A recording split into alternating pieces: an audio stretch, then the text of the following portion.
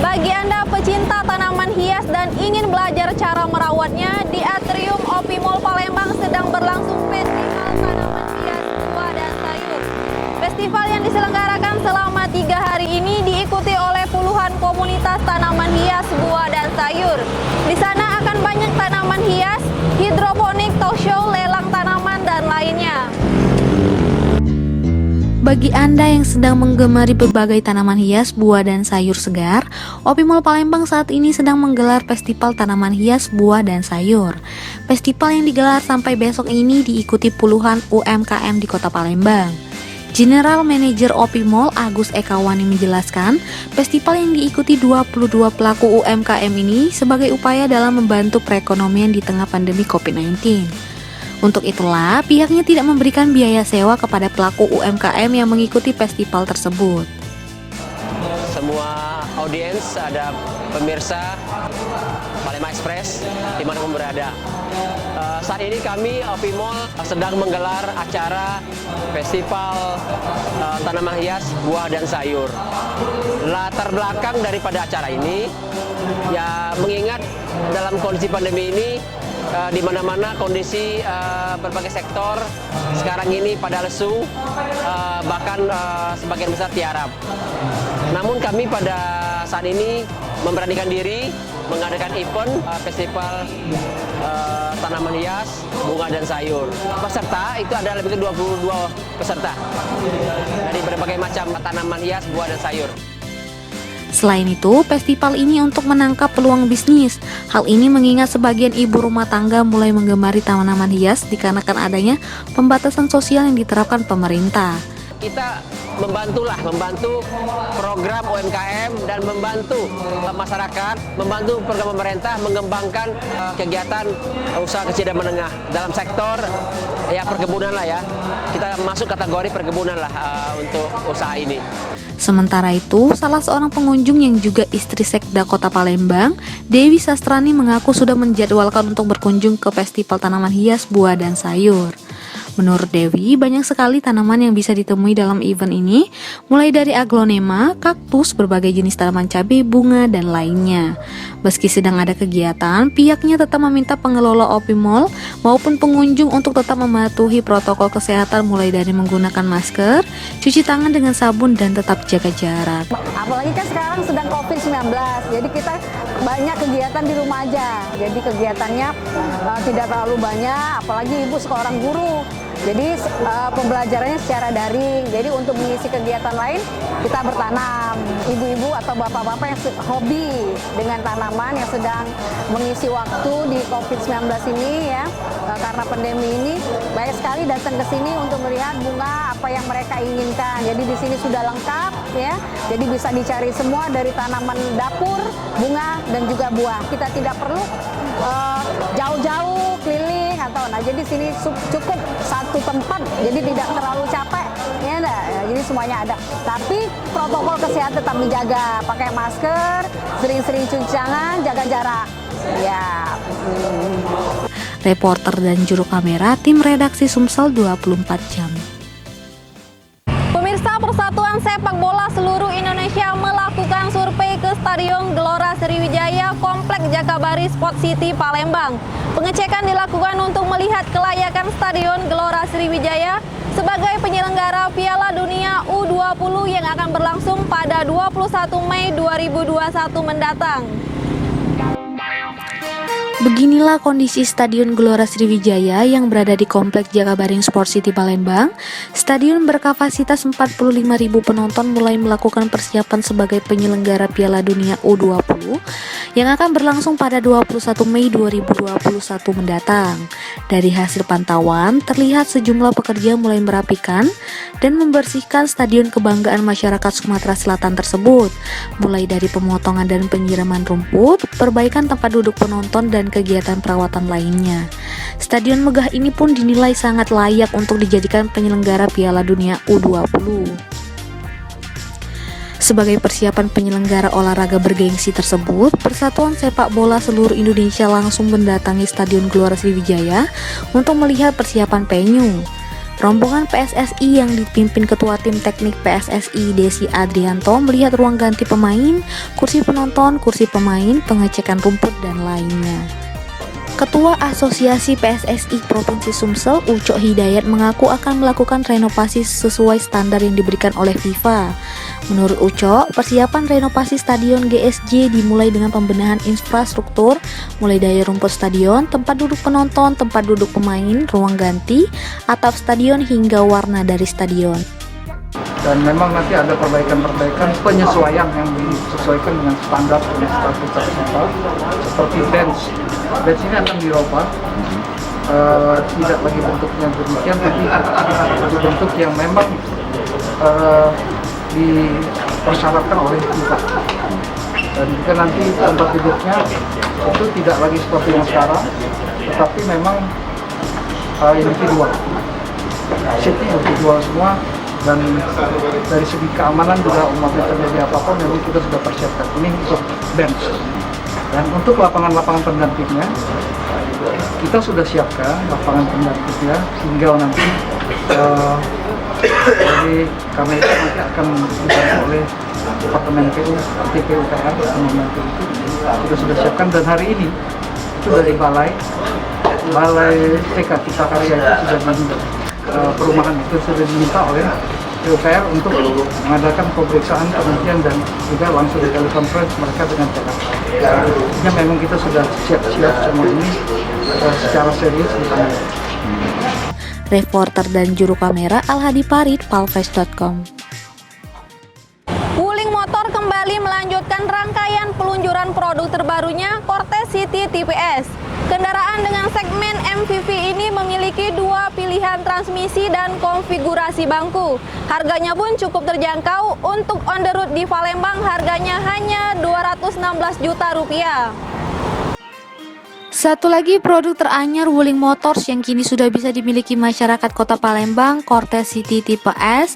Kehadiran Cortez City Tipe S memberikan pilihan baru dalam hal pengalaman berkendara yang bertenaga dan nyaman dengan harga yang kompetitif bagi para konsumen di Palembang dan sekitarnya.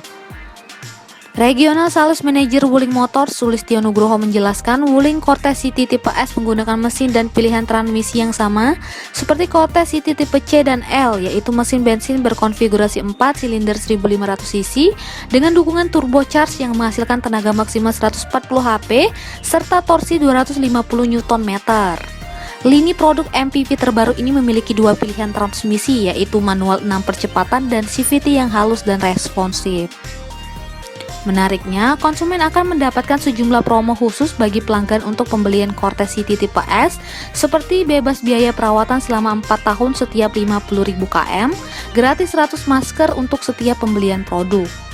Kemudian, hanya dengan membayar Rp100.000 dapat voucher hingga Rp5 juta. Bahkan, jika ingin menukar mobil lama dengan produk Wuling, dapat voucher bensin senilai Rp3 juta.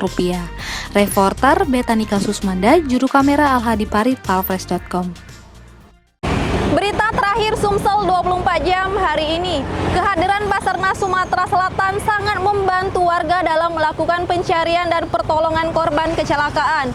Beberapa waktu lalu saya berkesempatan melihat langsung dukungan peralatan dalam melakukan tugas mulia tersebut. Berikut liputannya.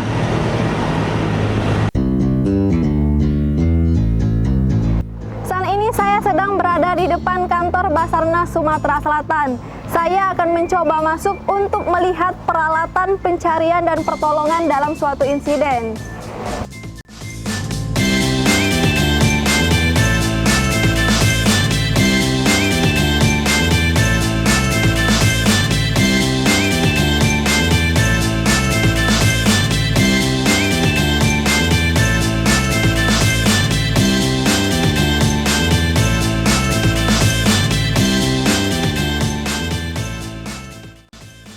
Assalamualaikum Bang. Waalaikumsalam. Ini perkenalkan Mas, saya Devi dari palfresh.com. Ini mohon izin wawancara Bang terkait peralatan yang ada di ruangan ini. Oh, boleh. Jadi ini namanya ruangan komunikasi. Oke. Jadi ketika kita dapat informasi nanti dari telepon itu ataupun dari via email kita olah data, kemudian kita cek poin atau LKP-nya di situ di Mondopet. Nanti baru pergerakan teman-teman rescuer nanti mulai dari gudang untuk persiapan peralatan dan angkutan lainnya. Kalau mau lebih jelas kita ke gudang. Oke, boleh. Ya.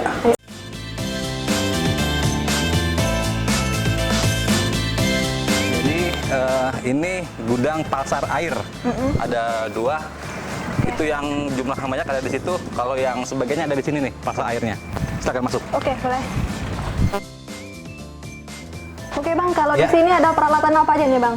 Baik, untuk di gudang pasar air di sini kebetulan ada di sini hanya ada 2. Yang pertama ini ada LCR, dan yang kedua ini ada rubber F.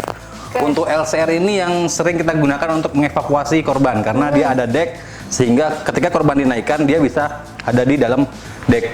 Kemudian ketika untuk arus deras kita gunakan biasanya rubber raft atau rafting lah, orang nyebut rafting, karena ini digunakan untuk bebatuan arus deras. Jadi kalau kita pakai LCR nggak bisa karena dia ada dek, jadi itu bisa mengganggu kita dalam proses evakuasi. Jadi kita menggunakan rafting. Jadi di sini ada 2, dan yang lebih banyak lagi ada di situ karena di situ gudang utamanya, dan ada pelampung, kemudian ada baju COVID untuk protokol COVID-nya, kesehatan ada di sebelah, seperti itu. Kalau ini untuk muatan berapa orang nih Bang? Untuk evakuasi bisa orang 6. Oke, kita lihat gudang yang utama ada di sebelah. Mari. Baik Mbak, sekarang kita sudah ada di gudang pasar air yang utama. Di sini ada, Mbak bisa lihat ada banyak LCR 1, 2, 3, 4, 5, 6, dan itu ada rafting ada 1. Nah, jadi di sini semua yang berkaitan dengan pasar air ada di sini. Selain perahu karet, kita juga ada alat bantu apung ini namanya ring buoy. Dan ini kalau familiarnya ada di kolam-kolam renang, di tempat perair pasti ada ini namanya ring buoy. Kemudian juga ada life jacket yang sering kita gunakan untuk APD kita. Kemudian di sini juga ada alat selam. Kita juga ada alat selam mulai dari BCD, ini namanya BCD, buoyancy compensator device, dan ini ada regulator untuk kelengkapan dari tabung selam. Kemudian juga ada ini namanya masker untuk kita melihat di bawah air. Kemudian juga ada snorkel, ini juga kelengkapan dari alat diving kita. Cukup kayaknya. Oke Bang, ini kan peralatan kita sudah lengkap nih Bang. Ya. Ada nggak sih Bang kendala kita saat melakukan pencarian? Baik, kalau untuk kendala pasti ada kendala kita dalam melakukan pencarian. Baik itu arus deras, kemudian juga jarak pandang kita, visibility ketika kita melakukan searching pencarian, itu juga jadi kendala kita. Kemudian kalau di Sungai Musi itu kendala kita ada di traffic karena lalu lintasnya terlalu padat, itu mengganggu kita dalam pencarian. Kemudian juga ada satu lagi yang untuk masyarakat. Pengetahuan mereka tentang SOP mungkin belum terlalu paham. Jadi kita punya SOP ketika kita malam hari itu tidak direkomendasikan untuk penyelaman, tetapi mereka menuntut kita untuk penyelaman. Itu sebenarnya tidak sesuai dengan SOP kita, cuman kita tetap melakukan pendekatan secara persuasif seperti itu. Baik Mbak, ini pasar air sudah kita bongkar, kita lanjut ke gudang pasar untuk vertikal atau yang kering ada di sebelah sana. Oke, ya, ayo Mbak.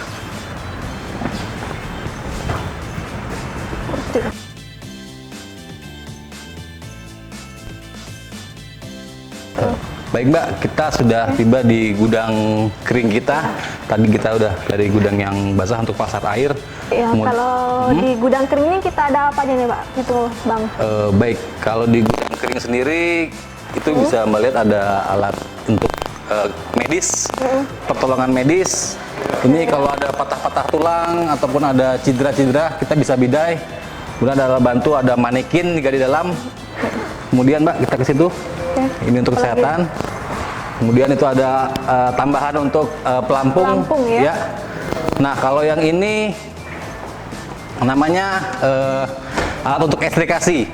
Jadi karena kompleksitas musibah di Indonesia ini besar, ini untuk urban SAR namanya, untuk urban SAR, musibah perkotaan. Ketika ada runtuhan gedung, kemudian ada korban, ini kita buat akses masuk ke dalam gedung. Ini ada hooligan, ada combi cutter, ada senso, dan ini ada hydraulic motor pump. Oke. Ini untuk urban SAR. Yang tak kalah penting untuk tim rescue adalah APD. Ini ada helm. Yang penting ini. Ya, APD. Sebelum kita nolong orang, kita harus safety. Dan ini juga ada makanan darurat. Ketika kita di lapangan, kita bisa mengkonsumsi makanan darurat namanya. Kemudian ini tadi saya bilang ada alat mountaineering. Di sini lengkap untuk vertical rescue-nya ataupun untuk di jungle rescue. Ini lengkap alatnya. Kita ada alat untuk mountaineering namanya. Ini gunanya untuk gimana nih, Bang? Kalau yang ini untuk lanyard untuk safety body kita. Kemudian untuk ini ada delta, ada auto stop, ada figure of eight untuk rappelling kalau turun dari ketinggian. Oke. Lengkap Mbak di sini Mbak untuk Berarti vertikal. lengkap sekali ya kita untuk Pertolongan. pertolongannya. Inilah beberapa alat bantu kita dalam proses evakuasi atau pencarian kita dalam menolong korban. Inilah dari 2 gudang ini untuk menolong korban. Oke. Ini Bang terakhir nih Bang ya. Ya. Apa sih Bang pesan-pesan Abang nih untuk masyarakat agar tidak terjadinya suatu insiden? Pesan saya untuk masyarakat, jadi tetap jaga keselamatan diri, keluarga, dan orang sekitar. Apalagi kalau di pinggir air atau pinggir sungai, harus hati-hati seperti itu. Oke Bang Angga, terima kasih Ya. atas waktunya sudah menjelaskan mengenai peralatan yang ada di kantor Basarnas ini. Semoga sehat selalu, jangan lupa untuk membantu masyarakat. Siap, Afiknam Jagat Samegram. Oke, demikianlah liputan khusus dari kantor Basarnas Sumatera Selatan. Demikianlah berita Sumsel 24 jam hari ini. Saya Sri Devi, sampai jumpa.